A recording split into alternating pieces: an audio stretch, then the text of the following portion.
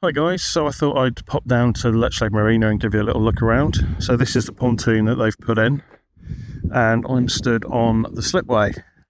So there's plenty of car parking spaces here, and you can either bring your kayak in on a slipway if you need to, or you can just walk it here and put it in out the pontoon.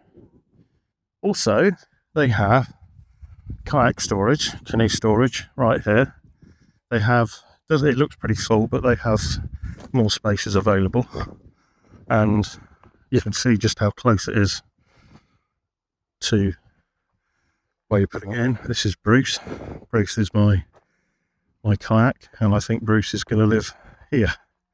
But yeah, lovely, easy space. You can lock your kayaks to these posts with just a bike chain if you need to. There's CCTV that covers the area as well up here, so nice and close.